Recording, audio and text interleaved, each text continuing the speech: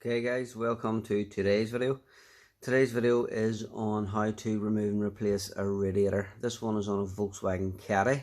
And as you can see,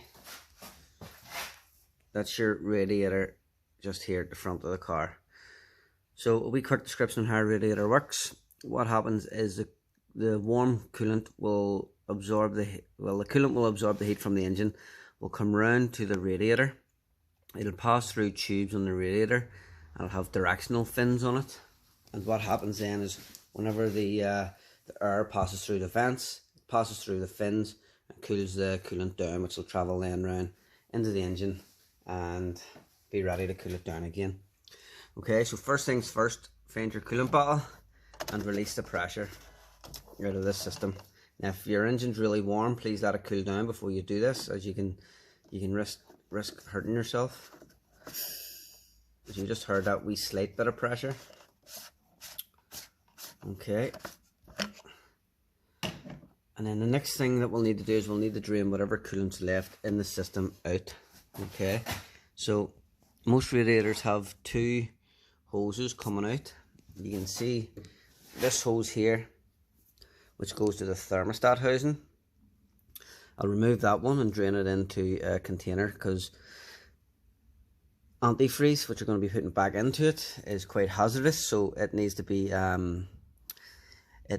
disposed of correctly. Okay, we also need to remove the fan, which is that bit.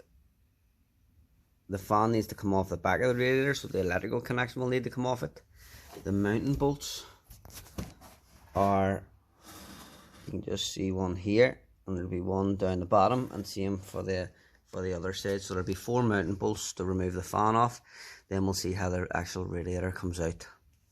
Okay, now the problem with this car was that the radiator was leaking. I'll maybe have to show you once I have it out, because I had to put a dye in this vehicle. I pressure tested it and could not find a leak anywhere, so I put a dye into it and I was able to find it with a dye, but I'll show you that once the radiator is out. Okay, so bear with me. Okay, so I'm just about to remove the top hose, and you need to use these hose clip pliers,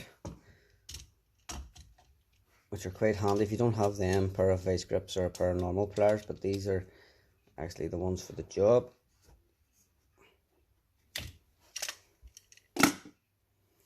And then to break the seal, you should always give it a twist, and it breaks it, then pull it off. And you can see I have a drain tray just down underneath this here, and you can see how warm that is as well. Now the reason why it's luminous green is because of the dye I have put inside it.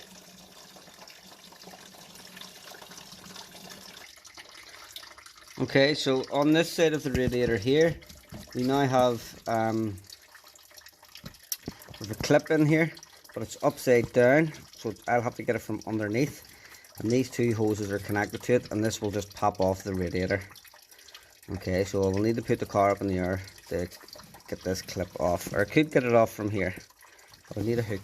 Hold on one second. Okay, so I'm just going to use a hook like this, around and underneath.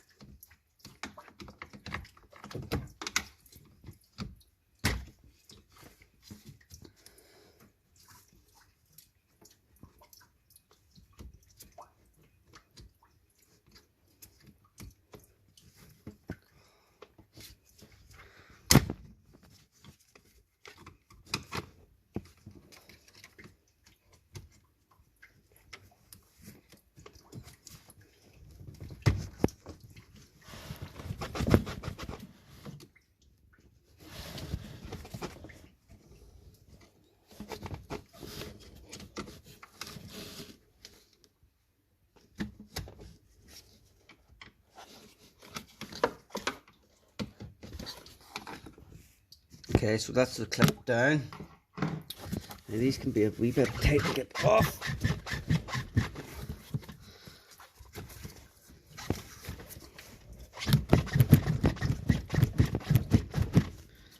Might need to give it a wee bit of a prop. Okay, so we're now underneath the vehicle. This is the electrical connector I need to remove here. One of the mounting bolts, which is a 30 Torax. One of the other mounting bolts, which is just up here. We have to remove that top pipe off, which we took the clip down on, as you can see. And then we have to take this, remove this hose here.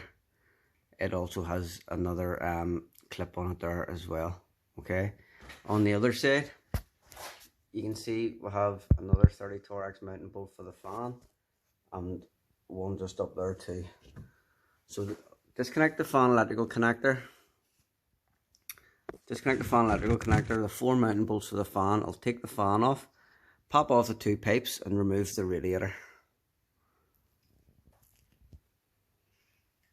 Now you can see we have the fan electrical connector. Real apologies today, guys. I don't have my phone stand with me, and I'm trying to hold the phone and do this all at the same time. So all I have to do is push the connectors together, push the button on it and disconnect. Okay, so as you can see, I've popped off the top hose. I have taken out of the bottom mounts there, and that's it. Now all I really need to do is take it out of the mounts there just beside the mounting bolt, and it'll just pop out of there. Okay, so the clips don't actually just pop right out. Okay, so you can see that there's actually a good bit of movement in the radiator. So what you need to do is flick the radiator up and go in through the front. Okay, hold on just to get. And can you see the bracket just right there?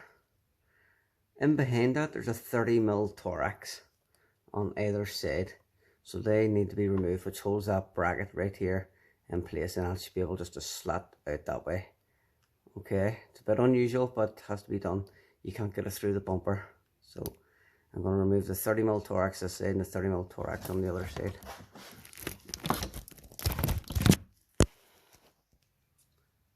So you can see I've just put one of the clips back in, and that's where the 30mm Torax is, around that back end.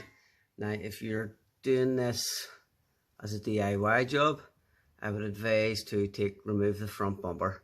It'll be a much easier process for you. This is a wee bit tricky. Once you have the bolt out, you can then see that it just slips in and out. Okay.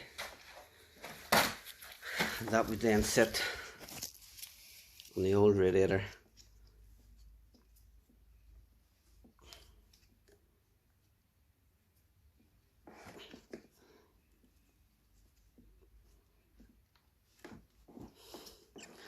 Like so. Okay, so that will be removed along with the rubber. As you can see, we've got the new radiator here with new seals to go on to the end of the hoses, and you can see where it was leaking, just right here.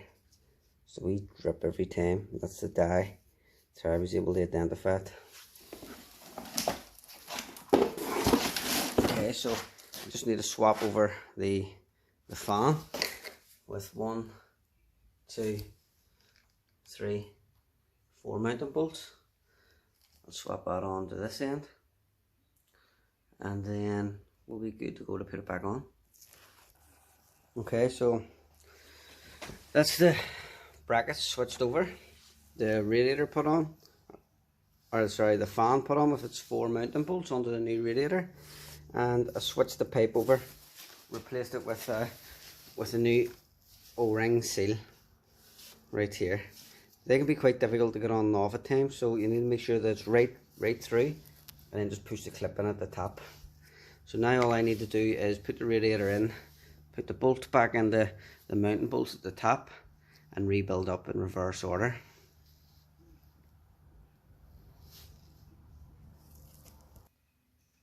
Okay, so the way I've done it is I've fully bolted one side in, I'll slot the radiator into that side, then I'll work on doing this side. This side was a wee bit easier to get out.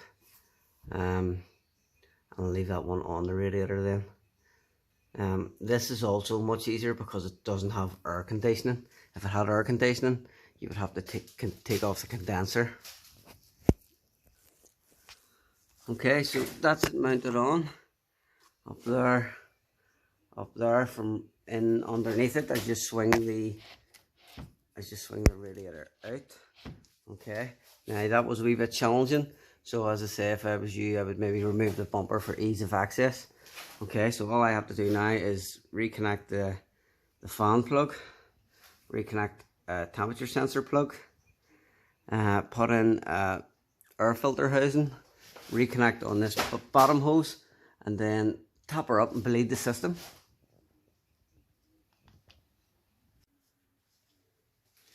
Okay, so now we're just going to finish off with replacing the seal in the top hose. You can see that's the old seal there.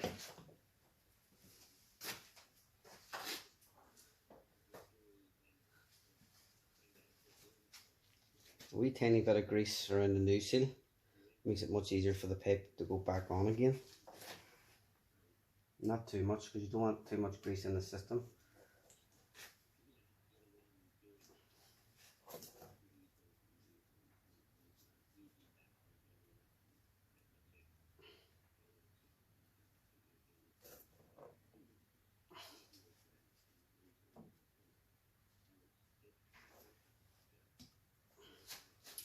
Okay, and all you do is make sure that the slats are lined up. Now, if I remember correctly, this was down the bottom end. You make sure the slats are lined up, pop it on, pop in the clip, and then we're ready to tighten up the top hose. Once that's done, we will top it up with coolant, and these are self-bleeding. Okay, so usually what you would look for, you would look around the side of for the thermostat housing for a bleed nipple. You would take the bleed nipple off and bleed it, but these are self-bleeding. So all you do is top up the coolant to the max level, put the cap back on, and take it a test drive. So I hope you've enjoyed this video. Please keep an eye out for the next one, and thanks for watching.